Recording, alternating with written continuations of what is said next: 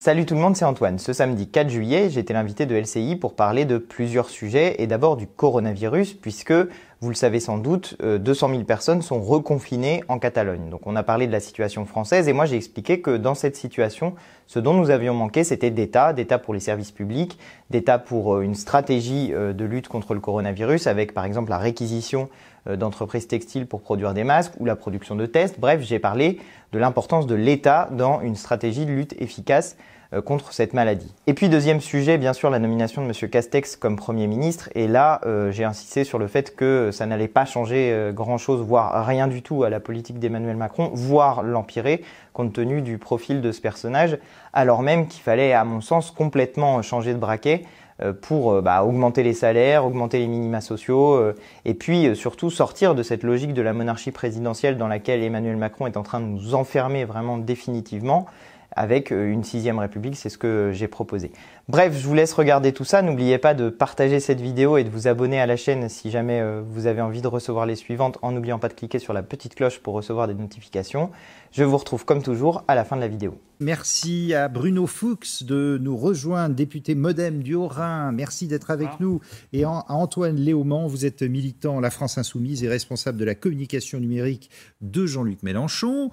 Toujours Françoise Degois à nos côtés et Julien Arnaud du service politique. Bruno Fuchs, peut-être une réaction là-dessus sur ce qui tombe demain dans le Parisien, ce rapport, ce ras-le-bol des pompiers qui dit pourquoi on a fait appel aux technos de l'ARS en quelque sorte et pas à nous, qui sommes des hommes de terrain, qui sommes habitués à être dans l'urgence en permanence. Je crois que justement, c'est un des grands chantiers, et peut-être que le rapport va conforter, c'est un des grands chantiers que Jean Castex va devoir mener.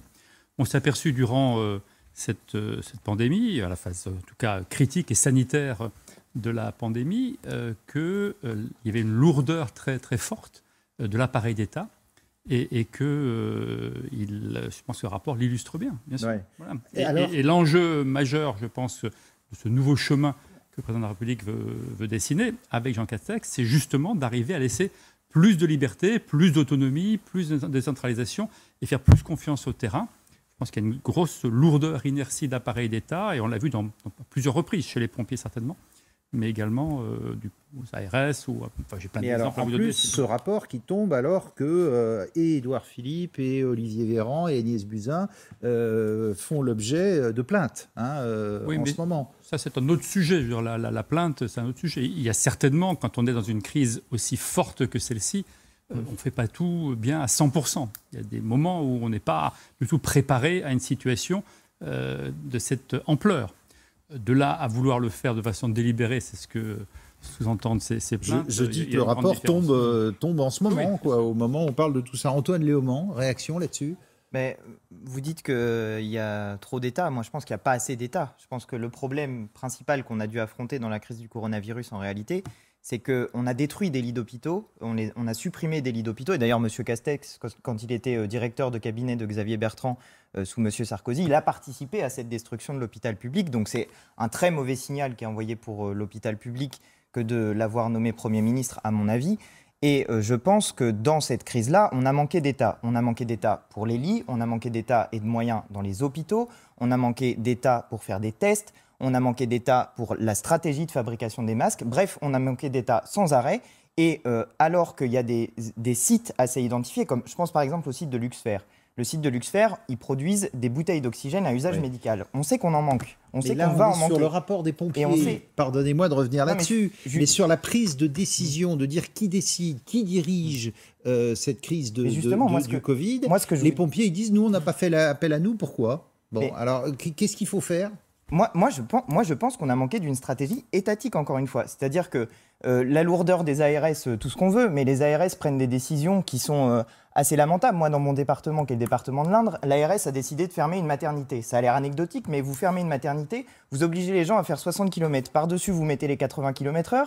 Les gens vous disent, bah ok, d'accord, mais qu'est-ce qui reste chez moi? Et ensuite, vous êtes en train de vider tout un tas d'espaces ruraux de la vie qui s'y trouve parce que vous supprimez les services publics, parce que finalement vous supprimez l'État. Mais on y revient. Moi, vraiment, sur cette crise du coronavirus, là, il n'y a pas une solution magique, mais le moyen d'y faire face, et on l'a vu parce que si on a confiné, c'était parce qu'on manquait de lits de réanimation, le moyen de faire face, c'était d'avoir un État fort, un État stratège, que ce soit pour la santé ou que ce soit pour les productions industrielles liées à la santé. Ce que disent les pompiers dans ce rapport, moi je cite, ils dénoncent cette lourdeur. Les ARS ont répondu à ce pourquoi elles avaient été conçues, une administration de gestion comptable et financière du système de santé, mais aucunement préparée à la gestion des situations d'urgence.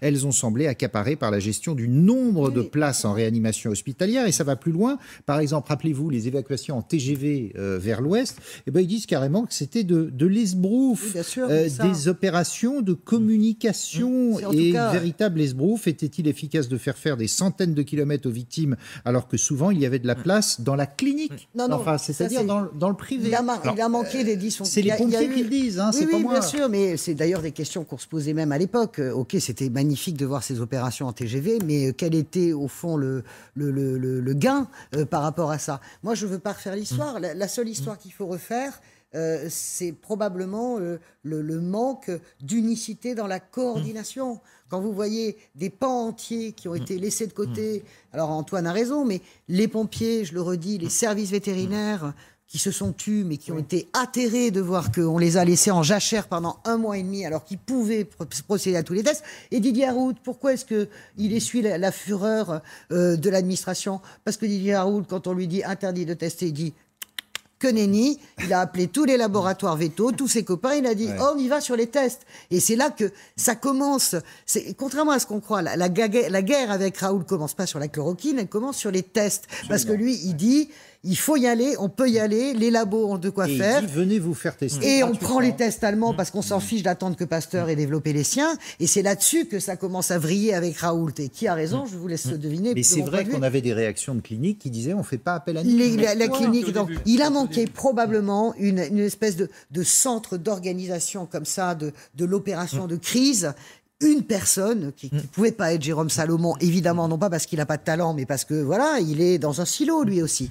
Un supra-commandant en chef qui fasse le chef d'orchestre et qui appuie sur l'ensemble des touches avec, je suis d'accord avec Antoine, la morale de toute cette histoire, c'est qu'il n'y a pas assez d'État, contrairement à ce que... Françoise, c'est exactement ce que disent les pompiers dans leur rapport. Il n'y avait pas de chef d'orchestre, trop de pilotes dans l'avion. Et en gros, en substance, ce qu'on comprend, c'est qu'on a tout misé via le ministère de la Santé et on a trop peu fait appel au ministère de l'Intérieur.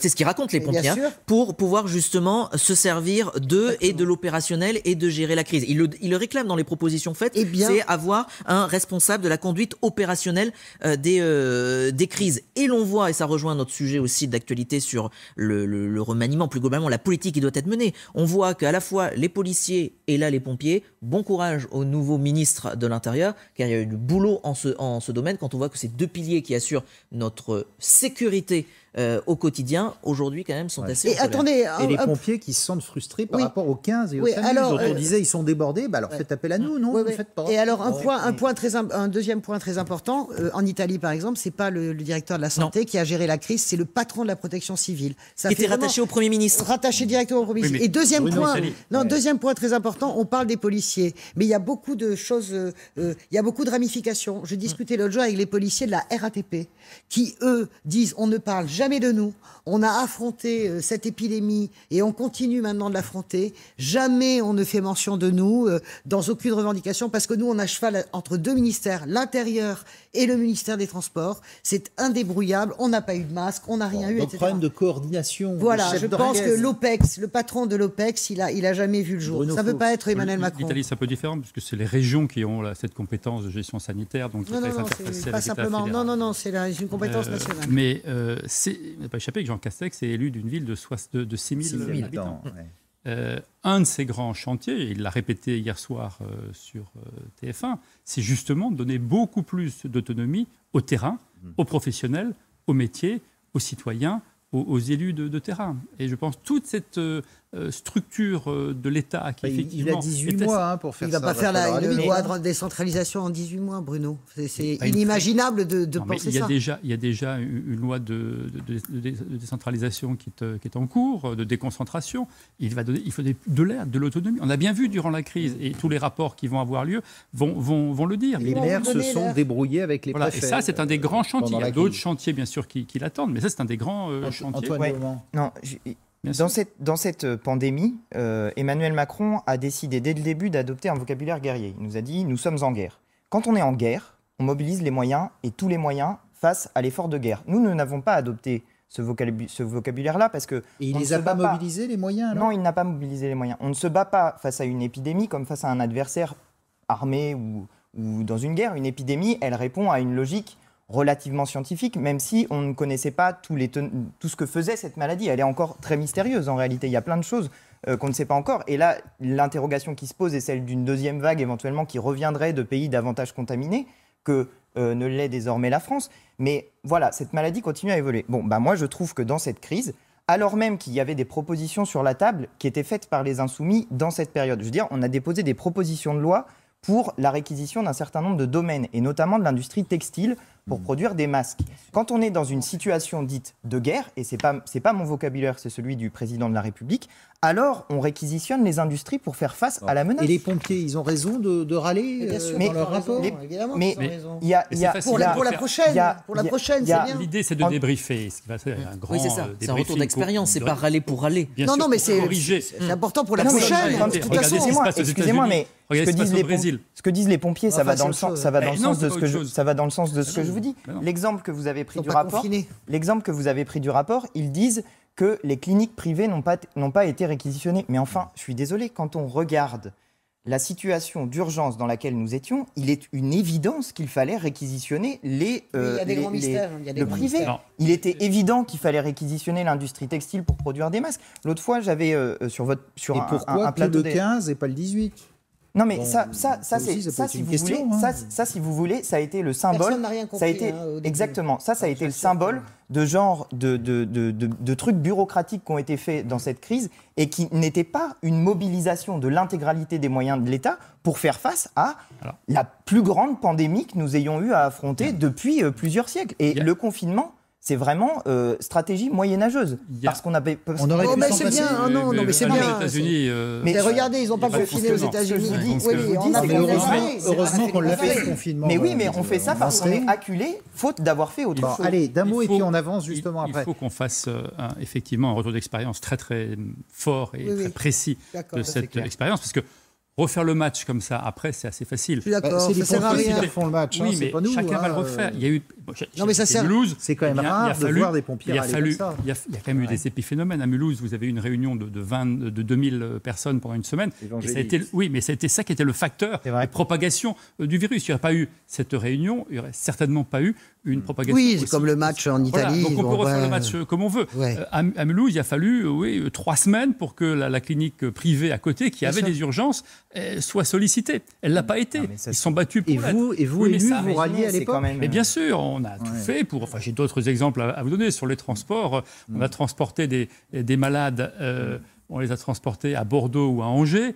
Il y avait des lits disponibles en Allemagne ou à Bâle à 20 km. Mais c'est du bon l'administration, sens, mais on est dans un système où avouez en plus que vous avez été malin, les élus, c'est qu'on peut le dire maintenant, vous avez un peu contourné aussi. Bien sûr. Voilà, c'est bien de l'avouer. Non, mais carrément, tout le monde a fait le système D. Ce que j'ai fait, j'ai appelé la ministre des Armées et on a mis ensemble en place un hélicoptère. Un avion sanitaire pour transporter des... Voilà. D'ailleurs, sur ces évacuations par TGV, les pompiers disent pure opération de com et véritable esbrouf. Oui, je sais bien. Enfin, quand vous êtes à Mulhouse, vous avez les urgences qui sont complètement saturées et qu'il y a des gens dans les couloirs et qu'on ne sait pas comment les intuber, vous êtes assez content qu'il y a des trains qui partent pour emmener des malades. Mais il y a plus près pour les amener aussi. Il faut se méfier aussi des rapports J'aimerais qu'on avance. Vous parliez de la deuxième vague. Juste un point, parce que Françoise cite le professeur Raoult. Bon, c'est assez facile de refaire le match, je l'ai dit. Professeur Raoult, il a dit fin février, il disait il n'y aura pas de pandémie, c'est impossible qu'il y ait pas de pandémie mondiale. Il dit qu'il n'y aurait pas de deuxième vague, maintenant qu'il y a une deuxième vague. Donc il faut quand même se méfier des déclarations. Alors justement, la deuxième vague, on a appris quoi ? Regardez cette Europe à deux vitesses. D'un côté, regardez en Angleterre, réouverture ce soir des pubs. Ça c'est les rues de Londres. Et hop, les pannes de bière, ça y va. Et regardez, les protections sont quand même assez allégées en Angleterre, alors que le virus circule énormément énormément là-bas. Et puis en Espagne, qu'est-ce qu'on apprend? Eh bien que dans la région de Lérida, c'est à l'ouest de Barcelone, il y a 200 000 personnes qui sont à nouveau reconfinées. Bonsoir docteur Philippe Emmanueli, merci d'être avec nous. Vous êtes médecin justement en Catalogne, à Barcelone et également à Sitges. Vous dirigez l'équivalent d'un SOS médecin local. Ça vous étonne ce reconfinement à Lérida, non loin de là où vous vous trouvez? Alors, écoutez, ça nous étonne, oui et non, parce que effectivement, c'est l'actualité qui dicte aujourd'hui sa loi. Ce qui est certain, c'est que ce nouvel épisode de coronavirus à Lérida inquiète énormément parce qu'il ressemble et il est totalement identique à l'épisode qui avait eu lieu au tout début de l'épidémie en Espagne, non loin de Barcelone, dans une ville équivalente qui s'appelle Igualada. Et aujourd'hui, tout le monde fait la comparaison et se demande si ce ne sont pas les prémices à un nouvel épisode sur Barcelone.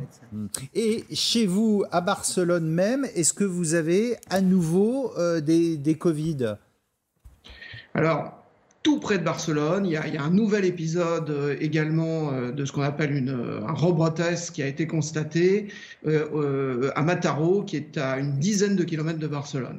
Pour ce qui nous concerne, nous avons observé 2 cas suspects sur Sitges, qui sont tous deux des patients d'origine anglaise qui sont ici en vacances. Ouais, donc ça peut être, la crainte, c'est les touristes qui reviennent en Espagne et qui ramènent le virus.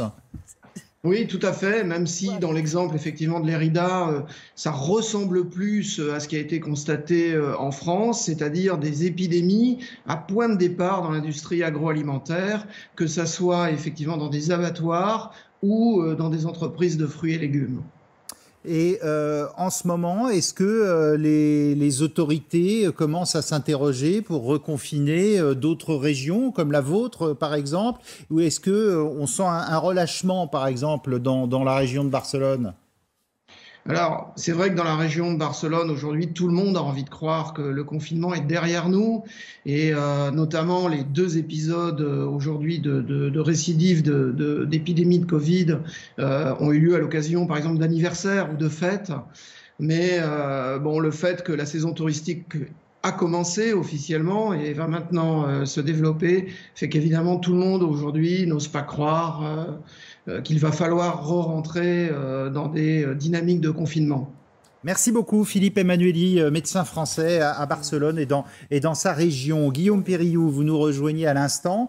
L'épidémie dans le monde, faut bien le dire, elle est très très loin de se calmer, hein, c'est même le contraire. Absolument, on compte, regardez selon les chiffres de l'université Johns Hopkins qui sont les chiffres de référence, on compte 11 143 945 cas de contamination ce soir au total dans le monde. 527 681 personnes sont décédées des suites de la maladie. Et regardons dans le détail les pays les plus touchés en fonction du nombre d'habitants. Regardez le nombre de morts par million d'habitants. C'est la Belgique qui est le plus touchée au monde avec plus de 854 morts par million d'habitants, suivi du Royaume-Uni, de l'Espagne, de l'Italie, de la Suède et de la France, en 6e position donc des pays où l'on constate le nombre de morts le plus élevé par million d'habitants. Et l'Amérique, là-dedans, les USA, on sait que ça repart, hein, que le Texas rend à nouveau obligatoire, par exemple, les masques dans les espaces publics. Exactement. Aux États-Unis, plus de 57 000 cas ont été comptés ces dernières 24 heures. C'est un record. Les États-Unis, on vous le répète, sont le pays, au final, le plus touché du monde, avec près de 130 000 morts. C'est un pays aussi où, selon les États, les disparités sont très grandes. C'est ce que dit Anne-Laure Bossier, chercheur au CNRS et auteur de la santé aux États-Unis. Regardez, elle dit les États démocrates, notamment les États du Nord-Est, ont été beaucoup plus prudents et le sont encore. Ils exhortent la population à porter des masques, aux gestes barrières. Dans les États républicains, en fait, ça a été plus brutal. Ils suivent le discours de Donald Trump et pensent qu'il faut sauver l'économie. Cela peut expliquer donc certaines disparités entre des États, républicains ou démocrates. La chercheuse prend par exemple l'exemple de l'Alabama ou de l'Alaska, où l'on a vu un rebond, et vous le disiez par exemple au Texas, certaines mesures de reconfinement ont dû être prises de nouveau. Et regardez enfin un sondage publié il y a quelques jours dans le journal journal La Croix. 76% des démocrates disent porter un masque quand ils sortent de chez eux, contre 59% seulement des républicains. Merci beaucoup, Guillaume. C'est vrai que ça devient politique, absolument, cette affaire. En fait, c'est la poule qui a fait l'œuf. C'est-à-dire que dans l'opposition, comme on est en pleine campagne électorale, les démocrates ont pris le contre-pied. Trump a pris le contre-pied des démocrates et tous les partisans de Trump ont pris le contre-pied des démocrates sur le Sauf mode. Que le système Trump, ça marche pas. Et sauf que ça marche pas et on se retrouve. Et en fait, il y a quasiment une carte qu'on pourrait quasiment copier-coller entre les États. Je pense notamment à l'État de Washington, c'est Seattle, hein, c'est vraiment nord-ouest des États-Unis. Si on prend celui-là et si on prend par exemple le Texas, c'est vraiment le jour et la nuit entre la façon dont on a confiné. C'est le confinement à l'américaine, rien n'est obligatoire, etc. Mais le résultat médical d'une ville comme Seattle et le résultat médical d'une ville comme Houston, c'est le jour et la nuit. Parce que on est vraiment en plus dans une période électorale qui n'a fait, de mon point de vue, qu'aggraver la situation. C'est-à-dire que dans ce choc frontal entre Trump, anti-masque, anti-confinement, eh bien, il y avait le choc des démocrates. Et le résultat, c'est quand même plusieurs dizaines de milliers de morts d'écart, hein, quand même. Là, je pense quand même que Trump, je ne sais pas comment il se sort de cette affaire. Remettre l'Amérique au travail, mais pas trop vite non plus. Hein. Oui, mais c'est ça qui est compliqué. Il a montré quelque chose d'assez dévastateur pour lui, je pense. Ça vous inquiète ce qui se passe en Catalogne, là, ce soir? 200 000 personnes reconfinées, les touristes qui reviennent partout, les touristes qui reviennent aussi en France, hein. Bien sûr que c'est inquiétant, mais tant que ça reste des poches de cette nature-là, c'est encore sous contrôle. C'est une belle poche, là, hein, 200 000 personnes. Très grosse ville, bien sûr, au territoire. Mais ça reste sous contrôle. En France, on a aujourd'hui la capacité de faire près d'1 million de tests par semaine. On voit qu'à Montargis, par exemple, il y a une nouvelle poche. Là, on teste très massivement.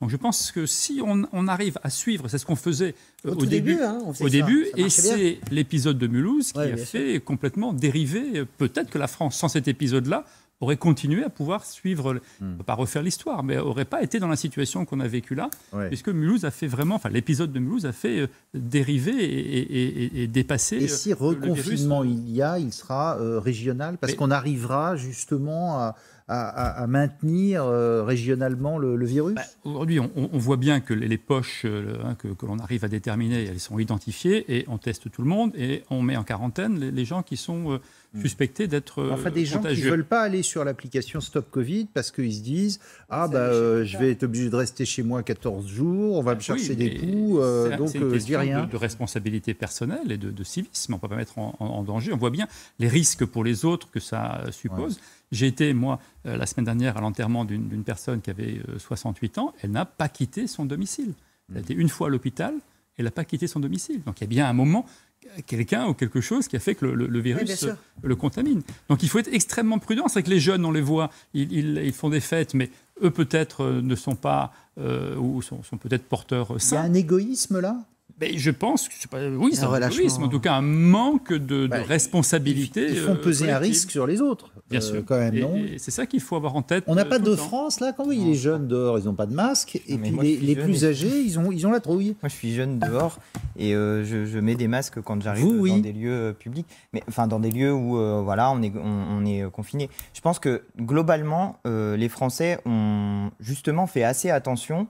Et malheureusement, moi, je trouve qu'on ne leur a pas assez donné les moyens de faire attention. Nous, on proposait de mettre en place une politique de masques gratuits parce qu'au final, si vous quand il n'y en avait pas, il n'y en avait pas. Hein. Ah bah, oui, mais justement, il fallait d'abord réquisitionner l'industrie textile pour produire des masques en masse et les rendre gratuits de manière à ce que le fait de dépenser de l'argent pour acheter des masques ne puisse pas être un frein. Bon, ça n'a pas été fait. Au final, tant mieux, les gens arrivent à se procurer des masques. Il y a aussi eu beaucoup le système D. Hein. Il y a beaucoup de gens qui se sont mis à fabriquer eux-mêmes leurs masques. On utilisait des maires qui sont allés chercher jusqu'en Chine des masques pour les donner à leurs administrés. Moi, je trouve plus intéressant des situations où les gens se sont mis eux-mêmes à produire des masques. Parce que ça montre aussi que c'était possible de le faire en France. Il n'y avait pas besoin nécessairement de dépendre des marchés internationaux où on a vu ce qui s'est passé avec des avions qui décollaient d'un tarmac qui était volé au dernier moment. Je peux vous dire que la solidarité européenne, dans le cadre de la situation Covid, on a vu ce qu'elle valait. Hein. Ouais. Donc voilà, moi ce que je pense, il fallait faire ça. Ça n'a pas été fait, tant pis. Maintenant, ce qu'il faut faire, effectivement, moi je suis d'accord avec vous, ce qu'il faut faire, c'est que si une deuxième vague se présente, alors on met en place ces choses qui semblent désormais évidentes. Et pour l'instant, le gouvernement... sera mieux préparé de toute façon. Non, parce que la question de la gratuité... un peu mieux déjà le virus. Ok, mais la question de la gratuité des masques, elle n'est toujours pas posée. Enfin, je veux dire, à part nous, qui demande la gratuité des masques? Est-ce que le gouvernement va la faire ou non? Ça devient une question centrale. Si on constate que les masques permettent de limiter la propagation de la maladie, et de fait on le constate, alors il faut les rendre disponibles dans la population. Je veux dire, on en est à parler de milliards qu'on jette. Il paraît qu'on en a trop des masques maintenant. Mais attendez, on est en train de jeter des milliards pour relancer l'économie. Et le point de départ, qui est faire en sorte d'éviter qu'on ait à reconfiner, on ne dépense pas l'argent nécessaire. S'il y a bien une dépense publique qui est utile, c'est celle des tests, c'est celle des masques et c'est celle de l'hôpital public. Donc commençons par là et on verra pour le reste après. Moi, vous savez, il y a un symbole. Je sors de chez moi l'autre jour et qu'est-ce qu'il y avait? Il y avait 3 masques alignés comme ça sur le trottoir. Par terre. Par terre. Et là, j'ai pensé vraiment, quelle mémoire courte nous avons. Il y a 2 mois, on se serait damné. On se tous sur nos chaises, masque. Et on se serait damné pour en avoir. Vraiment, c'était quasiment aussi précieux pour moi qui fume. Il faut surtout pas le faire qu'un paquet de cigarettes ou j'en sais rien. Le masque était le trésor de notre vie. 2 mois après, comme si de rien n'était, ils sont par terre, tout le monde s'en fout. Moi, je vous entends, etc. Je le redis, j'ai toujours pensé qu'il fallait rendre obligatoire les masques. Tout le monde s'en fout, sauf les plus âgés. Mais tout tout le monde s'en fiche. Ben, Agnès, je sais on est entêtés, vous et moi. Et moi, je continue toutes les semaines à vous dire. Je vois ce qui se passe autour de moi. Mais dans moi les aussi, villes. je vois ce qui se passe autour de moi en ville. Et vous avez, je vous le redis, les cuistots ne mettent pas leur masque alors que c'est obligatoire. Les serveurs ne mettent pas leur masque alors que c'est obligatoire. Eh bien, vous voyez pas ça. Mais alors, on va pas dans les mêmes restaurants. Moi, je trouve qu'il y a un relâchement général de tout, des gestes barrières, du désinfectant. C'est comme dans les bars le samedi soir, vous verrez comme si on avait. Non, mais j'ai pas cette impression-là. Mais moi, c'est peut-être que, étant un insoumis, il semblerait qu'il y ait un lien politique entre ceux qui pensent davantage aux autres. Donc peut-être que c'est parce que. N'exagère pas. Peut-être que c'est ça. Peut-être que c'est ça. J'en sais rien. Non, mais pour revenir les premiers apôtres chrétiens. Ok. Non, pour revenir à des sujets. Pas exagérer non plus là. Pour revenir à plus sérieusement. Vous êtes beaucoup, mais n'exagère pas. Plus sérieusement. On a parlé tout à l'heure de l'application Stop Covid. Oui. Je pense que cette application, par exemple, elle représente des dépenses, elle représente de l'énergie qui, à mon avis, n'est pas bien utilisée. De fait, personne ne veut la télécharger parce qu'on a des inquiétudes sur l'utilisation des données. Parce qu'on se dit, je vais me faire avoir. Mais il y a un autre problème, c'est que toute la population française, et particulièrement la population qui est la plus menacée, c'est-à-dire la population la plus âgée, n'a pas de smartphone. La plupart des gens qui ont plus de 80 ans, ils n'ont pas d'iPhone. Donc, je veux bien qu'on dise qu'on va sauver nos anciens avec une application, mais ce n'est pas avec une application qu'on va les sauver, c'est avec de l'hôpital public, des masques et de l'État. Non, mais je vous entends depuis le début, là, depuis 23 heures. Il n'y a pas une chose positive que vous ayez dite. Si, il a dit qu'il était d'accord avec vous pour une fois. J'ai dit qu'il fallait bien préparer. Vous n'entendez pas, c'est que vos oreilles n'entendent plus. J'ai dit que j'étais. Vous n'entendez plus les louanges. J'ai dit qu'il fallait bien préparer la deuxième chose et bien prendre la mesure de si elle arrive. Je pense la même chose. L'application Stop Covid, c'est pas l'application miracle. C'est un des éléments. Il y a le masque, il y a les gestes barrières. Ouais. Si vous mettez un masque, ou même pas, mais vous respectez les gestes barrières, il y a assez peu de chances quand même d'avoir la maladie. On l'espère. Et bien, le Stop Covid, c'est un des éléments. Sur le côté intéressant du Stop Covid, c'est qu'il nous faut une industrie digitale franco-européenne.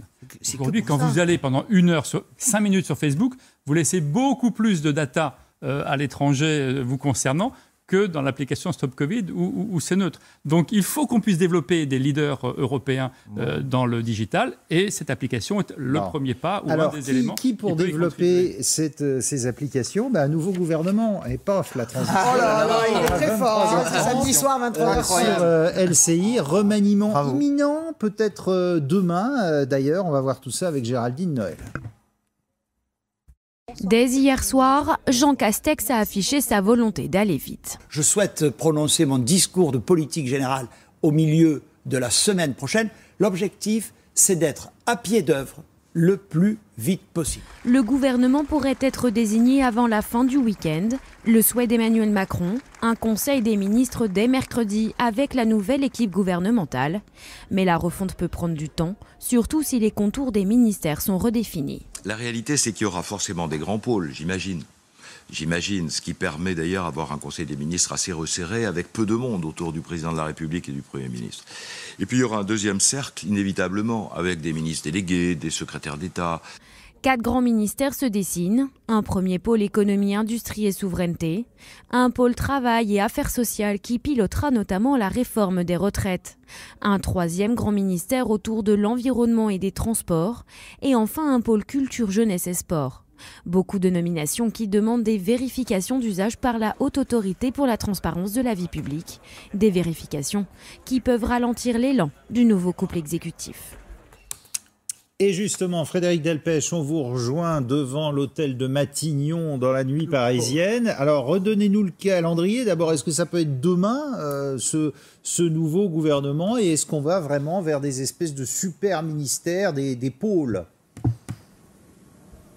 Alors, eh bien, en tout cas pour les pôles, je ne sais pas, parce que entre ce qui est annoncé et ce que dit Jean Castex dans une interview au Journal du Dimanche, il y a des différences. Il n'a pas l'air d'être totalement sur cette idée de grand pôle, le nouveau Premier ministre. Mais en tout cas, c'est dans cette interview justement que j'évoquais à l'instant, Jean Castex donne quelques pistes sur son casting gouvernemental. Alors, pas de nom bien sûr, mais il dit qu'il veut des personnalités à la fois fortes, compétentes et surtout opérationnels, c'est-à-dire qui peuvent tout de suite se mettre au travail, ce qui semble plutôt mettre de côté des personnalités qui seraient issues de la société civile et qui n'auraient pas véritablement d'expérience gouvernementale. En tout cas, pour le moment, le calendrier est assez flou. Ce que l'on sait, c'est que l'exécutif veut aller très vite, alors peut-être dès demain, en tout cas pour l'annonce des grands ministres. Il faudra peut-être attendre un peu plus pour les secrétaires d'État, mais en tout cas, l'exécutif veut aller assez vite, car le calendrier est très chargé pour le nouveau Premier ministre, qui doit recevoir a priori lundi soir les parlementaires de la majorité.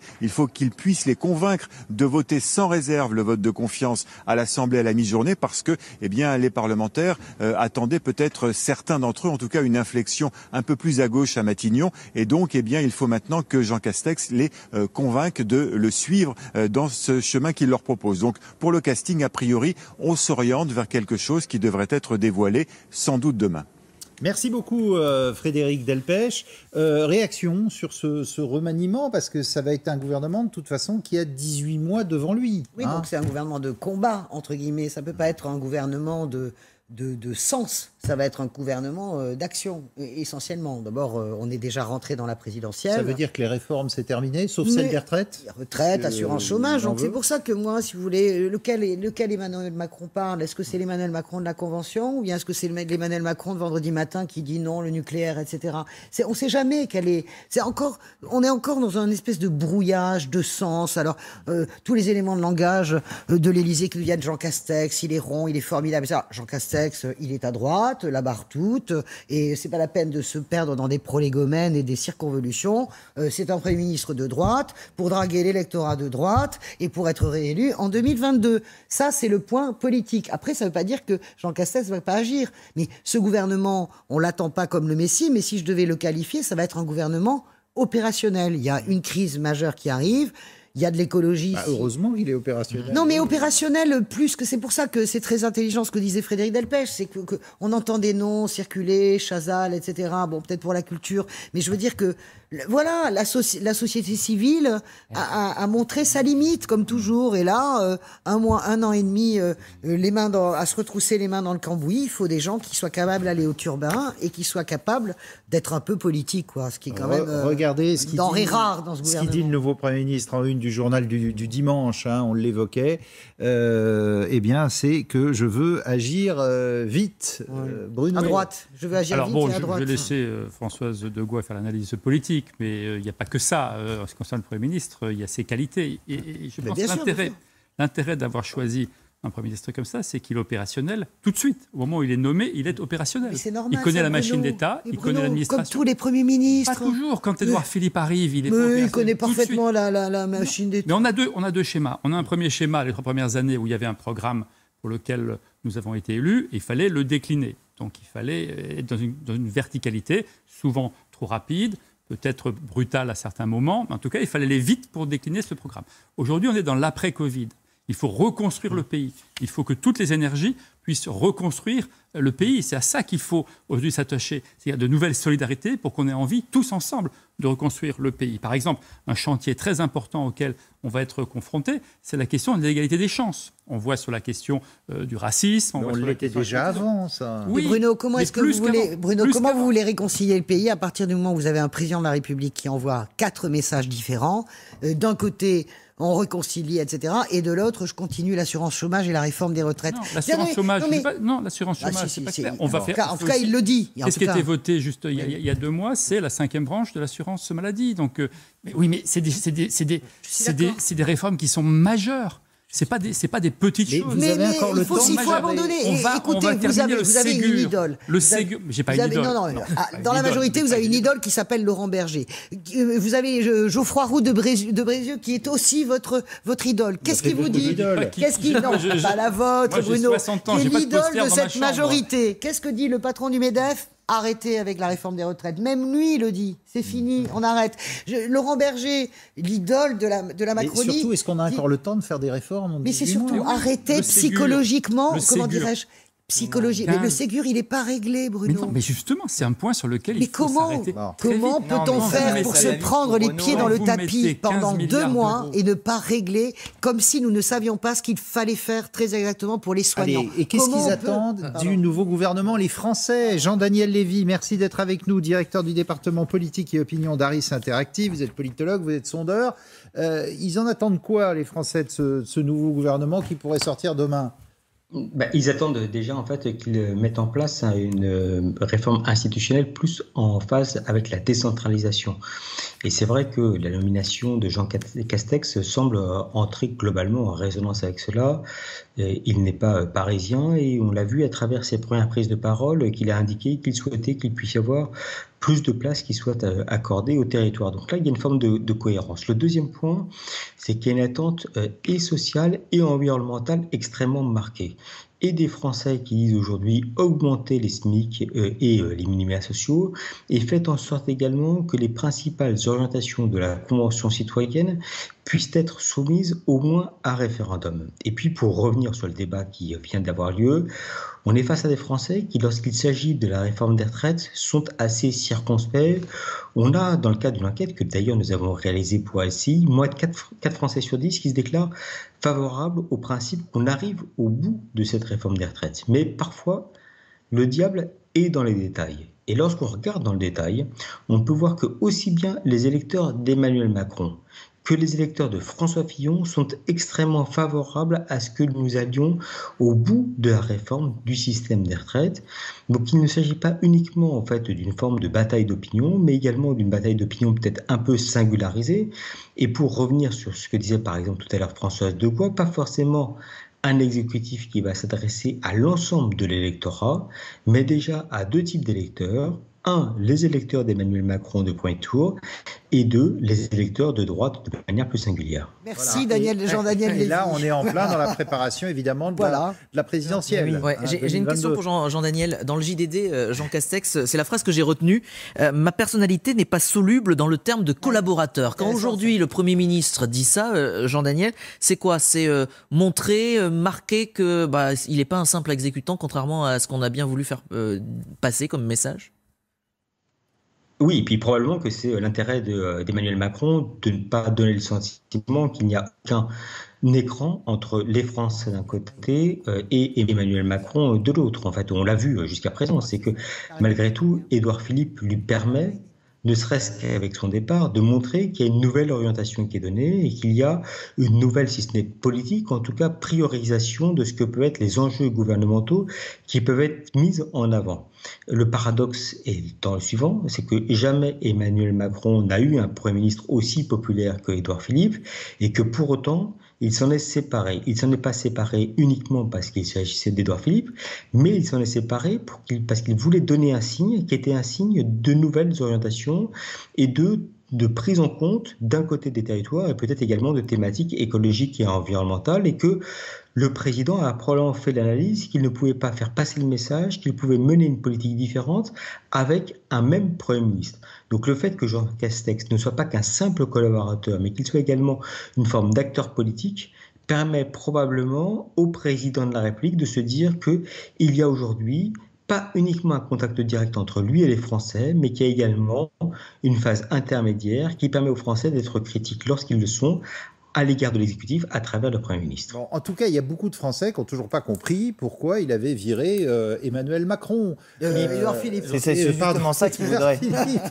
Je m'y perds. Édouard Philippe, un des premiers ministres les plus populaires de la Ve République, même l'opposition, y compris la France Insoumise d'ailleurs. Certains disaient, Éric Coquerel, j'ai entendu, pourquoi il ne reste pas? Mais non. Emmanuel Macron, il est dans une situation où il essaye de faire porter le chapeau de la situation à d'autres que lui. Et sauf que dans la crise, Édouard Philippe est apparu comme plus stable, comme moins peut-être agité que Emmanuel Macron. Et du coup, il faisait le job, Édouard Philippe. Le réel, non mais c'est juste que dans le système de la Ve République, le Premier ministre, qui normalement doit servir de fusible, qui doit normalement rassembler une majorité, là, en fait, il n'y a plus qu'Emmanuel Macron. Emmanuel Macron est celui qui dirige la politique du pays, donc il est normal. Et vous en doutiez ? Non, mais je veux dire, il est normal que les Français, vous avez vous-même fourché tout à l'heure, mais quand nous, on propose un référendum révocatoire pour pouvoir dégager le président de la République, c'est le principal problème de notre Constitution. C'est pas l'esprit de la cinquième. Il n'est responsable devant personne. Donc, si on a un... pas spécifique à Emmanuel Macron. Non, c'est pas spécifique. Bien sûr, c'est pas spécifique. La maladie de la Bien sûr, mais c'est pas spécifique. Non, mais c'est la maladie de la Cinquième République. Ce que je veux dire pour en revenir... Vous dénoncez la monarchie républicaine. Bien sûr. Ce que je veux dire pour en revenir au fond, c'est que changer ce Premier ministre-là ne changera rien. Emmanuel Macron va continuer sa politique et personne ne peut rien faire contre lui, à part le dégager en 2022, ce à quoi nous allons nous employer. Ça s'appelle la démocratie. Oui, voilà, mais moi j'aimerais que la démocratie soit la plus forte. Guillaume Perriot nous a rejoint, pardonnez-moi, mais sur la popularité d'Emmanuel Macron, Guillaume, on le disait, pratiquement jamais dans l'histoire de la Ve République, un Premier ministre a été aussi populaire. Exactement, puisque un Français sur deux interrogé par l'IFOP déclarait avoir une opinion favorable à propos d'Édouard Philippe au moment donc de son départ de Matignon. C'est le score le plus élevé, vous allez le voir, pour un Premier ministre depuis le départ de François Fillon, qui atteignait les 51% selon l'IFOP en 2012. Bernard Cazeneuve avait quitté l'enfer de Matignon avec 46% d'opinion favorable. Manuel Valls ou Jean-Marc Ayrault à 26% d'opinion favorable. Édouard Philippe, à qui Emmanuel Macron a demandé une mission pour, je cite, consolider la majorité en vue de l'élection présidentielle de 2022. Le nouveau maire du Havre travaillerait ainsi donc à la perspective de la prochaine élection présidentielle après la débâcle des municipales pour le parti majoritaire. On le répète, il ne s'agit pas là d'une mission formelle avec un bureau ou une rémunération, mais plutôt évidemment un rôle stratégique, un rôle d'influence pour redonner au président une majorité renforcée, une mission dont les contours n'ont pour le moment pas été définis par l'exécutif. Merci Guillaume. Regardez le Premier ministre qui est donc rentré chez lui, j'allais dire retour au Havre ce soir, où il sort d'ailleurs de la mairie, plutôt décontracté. Au Havre, on va rejoindre l'un de nos envoyés spéciaux pour LCI, Mathieu Desmoulins. Qu'ils soient d'accord ou pas avec les décisions prises à Matignon ces 3 dernières années, la plupart des habitants que nous avons rencontrés aujourd'hui nous le disent, ils sont contents de revoir Édouard Philippe à la tête du Havre, un homme qu'ils décrivent selon eux comme à l'écoute, dévoué pour sa ville et qui aurait fait beaucoup pour l'aménagement du centre-ville. Mais pour le moment, Édouard Philippe n'a pas eu le temps d'aller à leur rencontre. Pas de déambulation cet après-midi dans les rues du Havre. Édouard Philippe est arrivé tôt ce matin sur la commune voisine de Sainte-Adresse où il était attendu pour assister à des obsèques. Puis il s'est enfermé tout l'après-midi ici à l'hôtel de ville du Havre pour travailler. Il a notamment reçu en début de soirée une partie de ses colistiers. D'abord pour leur dire qu'il était heureux, selon ses mots, de revenir, mais aussi pour préparer le conseil municipal de demain à 10h. Ce n'est qu'à ce moment-là qu'Édouard Philippe sera officiellement élu, qu'il retrouvera ce fauteuil de maire qu'il connaît bien puisqu'il l'a déjà occupé, on le rappelle, pendant 7 ans avant son arrivée à Matignon. Mathieu Desmoulins au Havre. Bruno Fuchs, on ne comprend pas très bien la mission qu'a donnée à Édouard Philippe, d'ailleurs le président de la République, consolider sa majorité. Alors on ne sait pas d'ailleurs s'il va l'accepter. Ça veut dire quoi ? Vous qui êtes modem, vous pouvez parler librement, ça veut dire aller encore siphonner un peu à droite ? Non, ça veut dire, vous voyez bien qu'il y a un certain nombre de groupes à l'Assemblée qui se sont créés, qu'il y a des partis qui commencent à se créer, je pense des stratégies aussi personnelles de certains parlementaires de la majorité qui essaient de jouer un peu peu perso, avec différents cheminements. Et donc tout ça peut donner l'impression d'un peu de confusion. Ouais. C'est bien. C'est joliment dit. Hein donc... Avec l'élégance du modem. C'est quoi? C'est le foutoir dans la majorité? À part le modem, voilà. Oui, modem, ça s'appelle le foutoir. C'est ça. Non, mais c'est le foutoir dans la majorité. Oui, mais François Bayrou ne voit pas ça d'un bon oeil, Bruno Fuchs, que vouloir gérer, cornaquer toute la majorité dans laquelle il y aurait le modem. Cornaquer, mais c'est trouver les conditions pour que cette majorité soit un peu plus cohérente. Donc Stanislas Guerini ne fait pas le job. Écoutez, demande de lui, je pense que... Non, mais par définition, on l'a déjà vu sous Balladur ou plus récemment avec le Parti socialiste. Quand vous avez 300 députés qui forment un groupe parlementaire, c'est impossible à gérer. Moi, je pense, je vous le dirai, parce que vous me demandez un peu de confidence, mais c'est déjà un miracle que ça tenait aussi longtemps. 300 parlementaires, c'est absolument impossible à gérer. C'est très difficile. Donc, il faut que ça a vraiment tenu très longtemps déjà. Maintenant, il faut certainement trouver là aussi un deuxième souffle, il faut que chacun trouve sa place, il faut que chacun trouve la fierté qu'il a de contribuer à l'intérêt général. Et certains parlementaires, on le voit à l'Assemblée, ne trouvent pas forcément leur place. Au bout de 3 ans, ils ont un peu de mal à trouver leur place. D'autant qu'on leur met un deuxième Premier ministre de droite. Hein. Oui, mais regardez, il n'y a qu'un François Fillon qui est resté avec 5 ans. Il est tout à fait normal, en 5e République, de changer de Premier ministre, en tout cas de remplacer. Je vous dis, vous avez eu une première phase dans laquelle on a déroulé le programme, ça c'est Édouard Philippe, avec des crises quand même majeures qu'aucun Premier ministre n'a eu à gérer. Moi, je vois, je ne sais pas combien de temps il a pu dormir en moyenne par nuit, Premier ministre. Non, puis il y a eu le Covid. Les attentats, oui, mais là juste, c'était une séquence. Là, ça n'arrête pas depuis le Covid. Ça n'arrête pas. C'est normal que... Vous avez vu le Covid. Et donc là, maintenant, dans une autre phase, il est normal qu'il y ait un autre Premier ministre qui apporte une séquence nouvelle, bien sûr. C'est pas exogène, les Gilets jaunes, c'est lié à une politique aussi.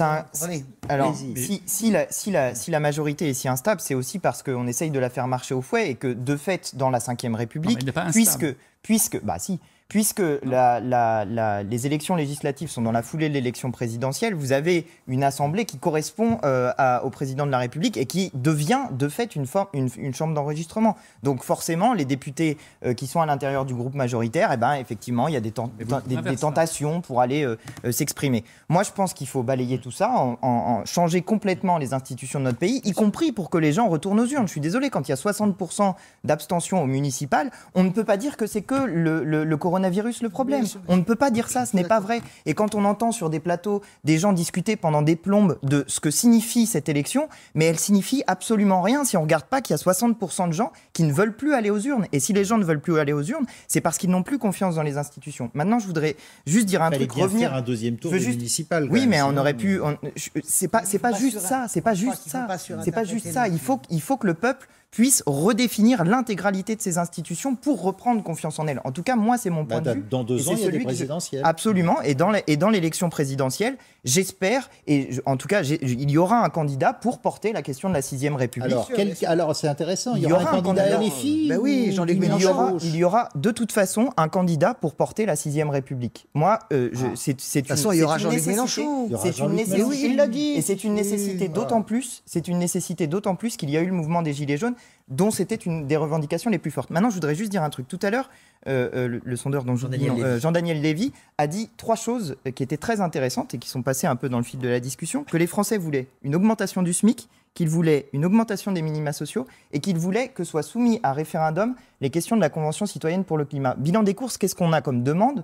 Une augmentation du pouvoir d'achat par un partage des richesses, parce que c'est ça l'augmentation du SMIC, c'est davantage d'argent pour ceux qui travaillent et un peu moins pour le capital et les dividendes, et davantage de démocratie. Et quand on a un gouvernement qui, après avoir eu une opposition très forte à la réforme des retraites, et qui nous avait dit, souvenez-vous, que la réforme des retraites, on bloquait à 14 points du PIB les dépenses pour les retraites. Maintenant qu'on a perdu 12 points de PIB, qu'est-ce qu'ils vont faire de cette histoire? Ils vont baisser les retraites de 12%? Qu'est-ce que ça va être la solution s'ils veulent nous remettre la réforme des retraites? Moi, je pense, je veux juste aller jusqu'au bout de ça.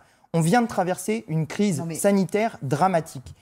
C'est pas en faisant la réforme des retraites, la réforme de l'assurance chômage et en continuant à faire une politique libérale dans le cadre de la Ve République qu'on arrivera à arranger la situation. Et moi, à mon avis, Emmanuel Macron va au-devant d'une très grave situation. Il est sûr que si Emmanuel Macron ne fait pas le bon diagnostic de ce qui s'est passé dimanche dernier, moi je ne suis pas comme Antoine et comme Jean-Luc Mélenchon, je ne surdramatise pas le manque de participation. Je pense que ce sont des situations exceptionnelles, qu'on a voté avec 3 mois d'écart, que c'est un week-end où les gens se sont barrés, qu'il y avait le corona. Je pense que c'est un mélange de tout ça. Il ne faut pas surinterpréter, à mon avis, cette abstention. Celle de la présidentielle législative, oui.